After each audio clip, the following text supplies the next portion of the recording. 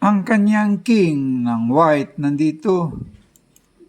Mayroon lang siyang isang pawn, samantalang ang black mayroon din siyang isang pawn. Nandito yung king. White first to move and find a draw. Paano? Try natin mag-move itong white kasi ang direction ng white papunta doon po. Ang direction ng black papunta rito.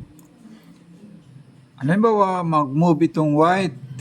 Dito siya parang maging queen na rin siya. Ang move ng black, F5.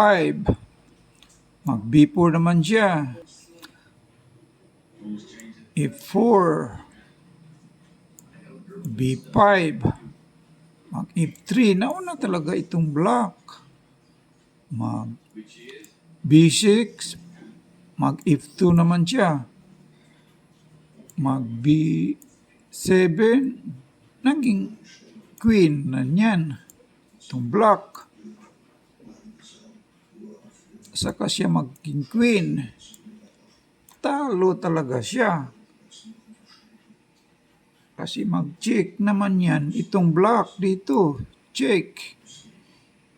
Pag pupunta siya rito, mag-check pa rin. Punta siya rito, hindi naman umabot, makain. Panalo na niyan ang itong black. So, hindi yan ang tamang move. Subukan natin ulit. Balik natin sa dati. Ganyan yan.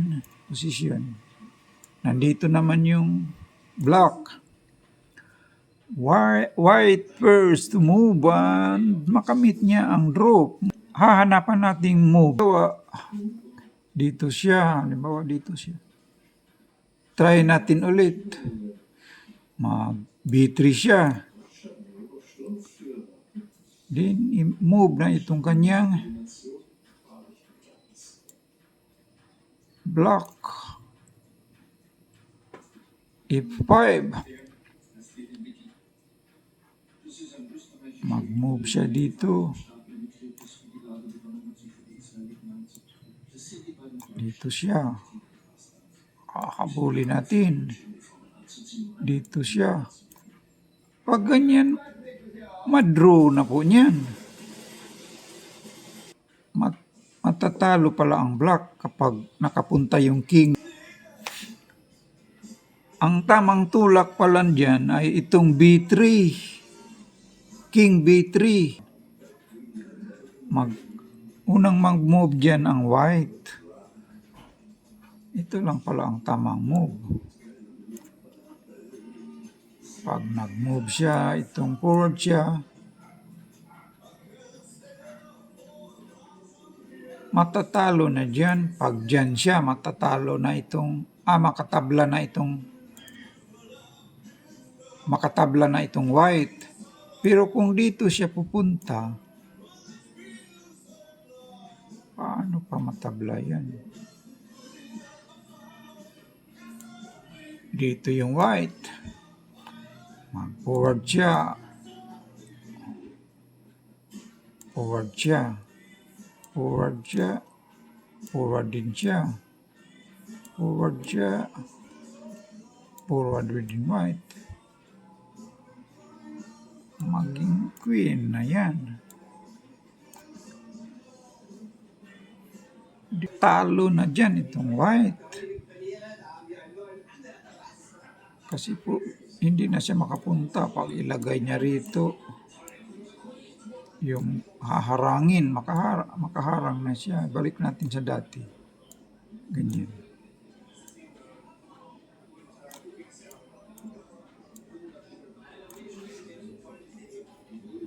Halimbawa, pag mag-move itong kanyang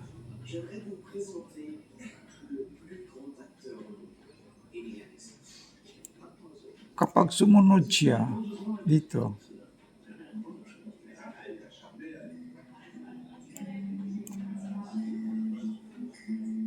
dito pala, so try natin dito siya pupunta, mag E3. Mag-move itong black, move din siya. Move siya.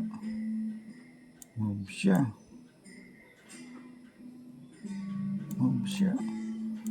siya. Move siya. Mag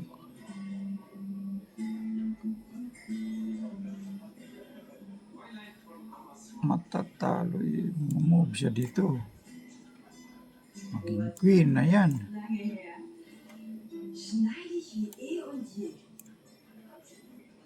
Mag-move siya dito. Paano maging tabla? Talo itong white. Balik natin sa dati.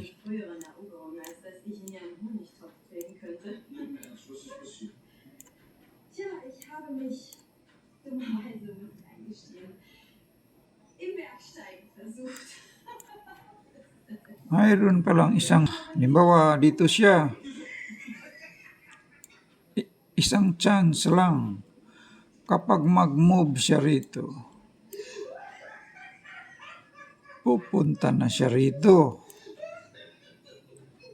Mag-move siya rito. Ito ay draw na po niyan. Move siya rito. Ito ay. Punta na siya rito. Di draw na po niyan. Punta siya rito. Forward na siya. Forward niya. Forward. Forward.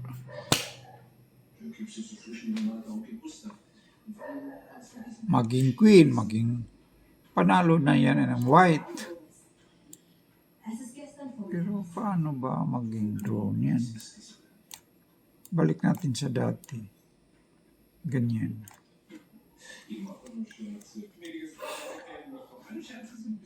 Kapag mag-move itong white, halimbawa kung susundan siya ng kanyang king dito. Dito pupunta yung kanyang white. Halimbawa, dito yung kanyang black. Forward din siya. Forward din siya. Forward. Forward. Forward. Forward. Ito ay naging draw na po niyan. Queen. Wala naman siyang check. Maging queen din. O, draw na po niyan. Saan siya mag-check niyan? Check. O, dito lang siya. Kapag mag-check siya, cover na to. Naging draw na po niyan. So, ito lang palang tamang move. Ang tamang move dyan, ito lang palang King B3. Dito para makadraw siya. That is the right move. Kapag susundan siya, pupunta rito yung white. Kapag susundan dito ng black, pupunta siya rito. O, tingnan natin ha. Kapag mag-move siya rito, forward, forward, forward, forward, maging queen. Naging draw na po niyan. Maging queen na rin to. O, see? Draw na po niyan. Kasi nakaka-occupy na siya rito, hindi naman siya mapwedeng ma-check na banda rito. So, that is the right move. King B6 lang pala para makapag-draw siya dito. Maraming salamat po sa lahat ng nag-view po. Please like and subscribe na lang po. Thank you po.